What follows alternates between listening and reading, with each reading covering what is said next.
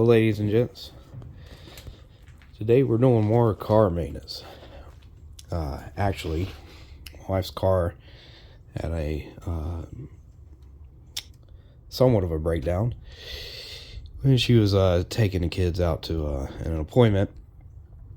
We've had a small coolant leak for a while now.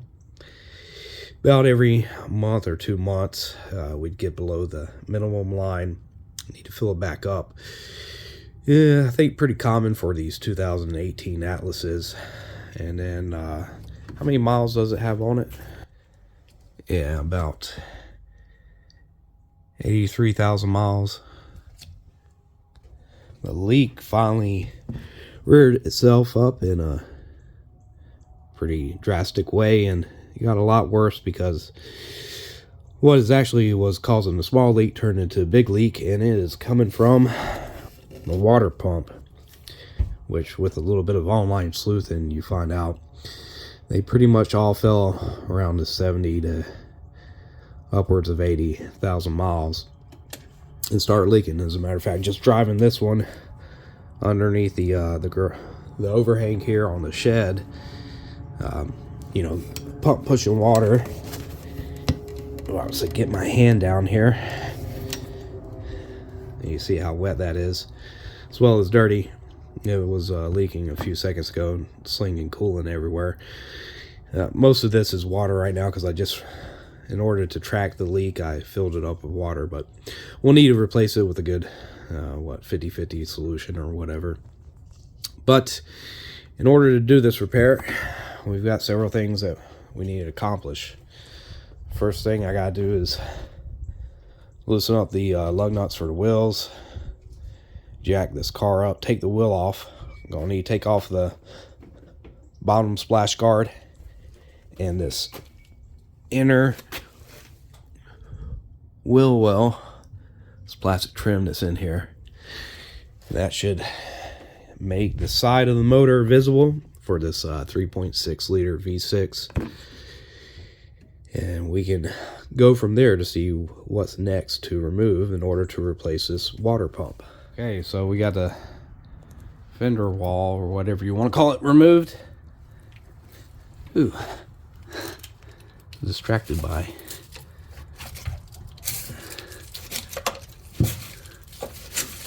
a lot of stuff accruing up in here.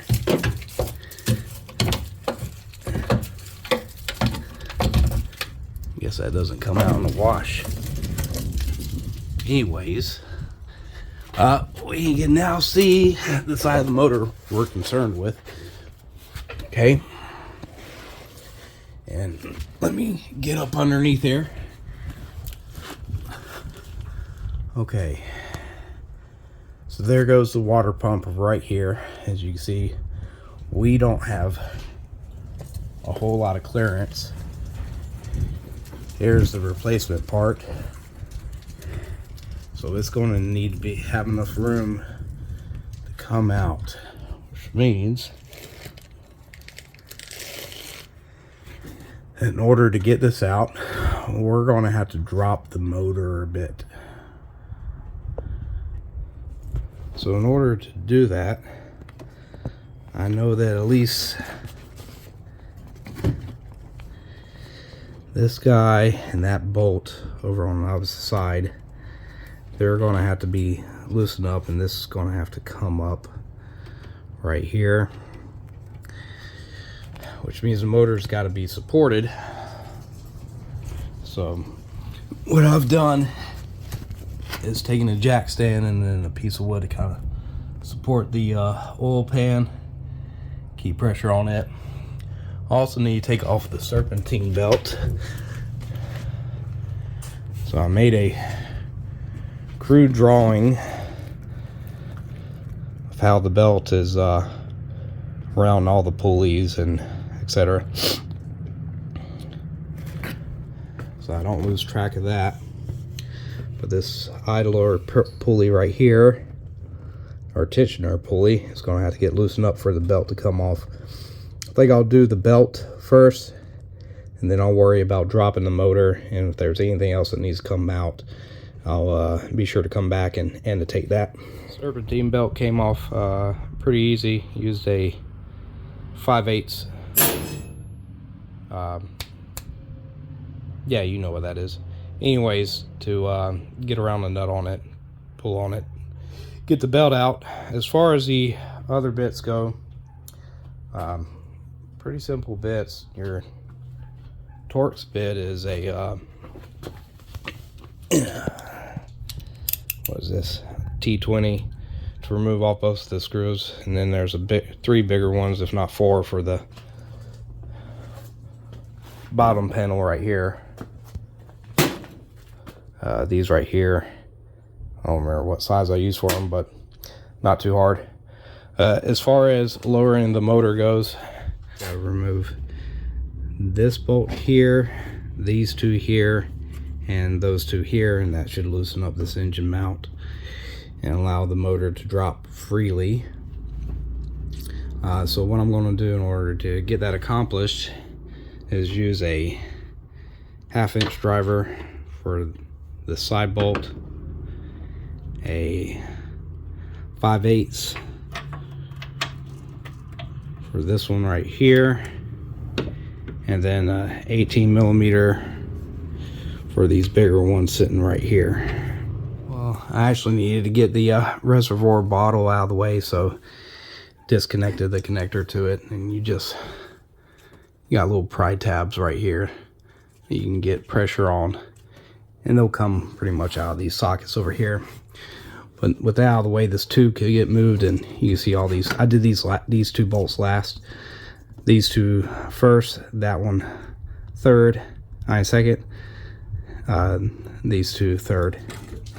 But we can see it is out of the way. Be careful, you got a cable right here. You don't want to pinch it or anything, but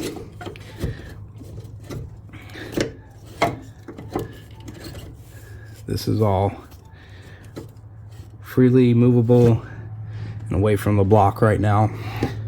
So now we just need to lower it to get clearance for that guy right there, which I think is going to be approximately about a 3, maybe 4" drop. So I'm going to have to lower this slowly. Just let the pressure out of the jack stand until we have that clearance. I'll be super careful about this. Okay, with the motor dropped a bit, I was able to get this pulley off of the water pump off. These 3 bolts here using what was this, a CVR6, something like that. Yeah, CR-V6 Allen key. Of course, if you just have a 6 metric size, I guess, Allen key, you could probably use a power tool. I actually needed to insert something through these holes to kind of jam up the pulley, and then tapped this into socket. Make sure it's fully in socket, because you can strip these out easily, and then used a pry bar to kind of break them loose. But with those out, the next step will be to remove these triple square head bolts. You got 1, 2, 3, and these appear to be a 6mm triple square head. So it's got basically 12 points, 4, 8, 9, 10, 11, 12, and each 4 points make a square on it. Pretty common for German vehicles, so we'll need to get these busted loose, and we should be able to pull out the water pump. Now you might need to use a small pry tool or something to kind of get behind this and pull it out. What appears to be like an overflow valve or something that faces upwards. There's a little rubber tube that just pulls right on out, disconnects from it, sitting let's see, right there. But be prepared for a lot of coolant to leak out, so you want to get all this dried up and cleaned up, because if a dog or something licks this, they're going to get super sick. They like the smell of it. They think it's sweet, and it's not good for them. It will kill them. So I'm gonna get all this dried up and cleaned up, and you know, out with the old and in with the new. But if you spin this, you see how these openings here, you can get them to line up with those holes. I'm kind of wondering, can I get this back in without having to take the pulley off the replacement? Obviously the failed one is over here, what was leaking, and it's definitely seen better days. I'm gonna try to get it in all in one piece and see if I can without having to take the pulley off. Well, with the exception of the bottom splash guard, this guard that goes in the wheel well and the tire, everything is back in, and got the motor remounted up. So when I was lifting it with the stand, it had kind of shifted forward. So when you lift it back up, you use your own hands and pull it backwards. As long as you get the bolts aligned and somewhat in there, you can kind of feed it up and then start working to tighten down the bolts. I was absolutely able to 100% get the replacement water filter in without taking off the pulley on it. Now this old one, I couldn't find the gasket for it when I took it out. Looked inside, didn't see a gasket, so I'm wondering if it's been replaced once before and the individual who replaced it didn't put the gasket in it.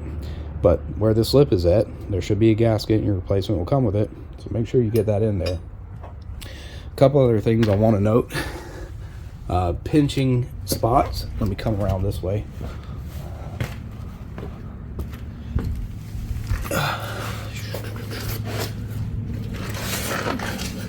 When you're working on this, you see these black tubes sitting here that come from the radiator or whatnot. Just be careful. They are pliable. They will kind of become a pinch point when the motor drops up at the front, depending on, barring how you're supporting the motor. So just be careful that you're you know, keeping an eye on all pinching points, because that could become problematic if you lower the motor a bit too low. But gotten it all back in, it looks pretty aligned, so went ahead and reattached this reservoir. The fluid is a tad bit low, it's about right there. I'm going to start with the vehicle. That's going to cause the fluid to drop even more once it cycles all the air through there. But I'm going to do that, start at the vehicle, and then finish buttoning everything else out, and from there it'll just be a drive test and topping off the antifreeze. Well, all back together, like I said, reverse order of how it was all taken out. Not too shabby of a job, and yeah, I'm not seeing any leaks. No water splishing around, so I think we're going to be good here. Might need to add just a little bit of antifreeze just to top it off, but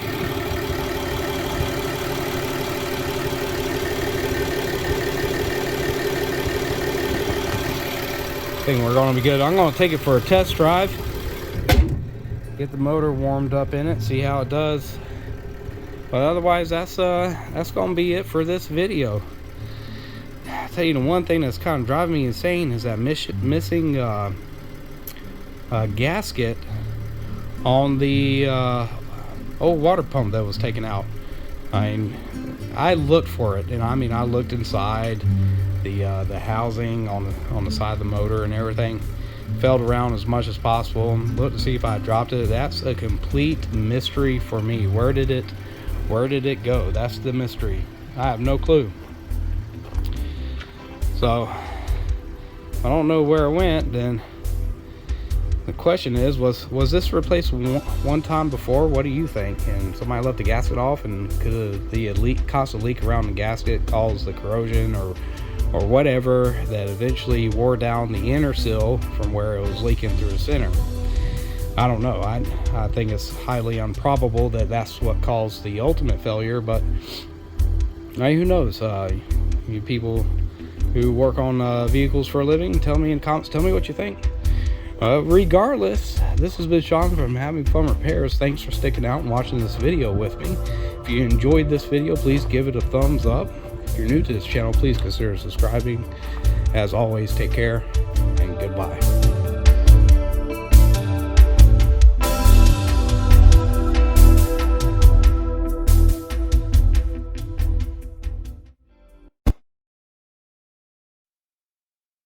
Bart?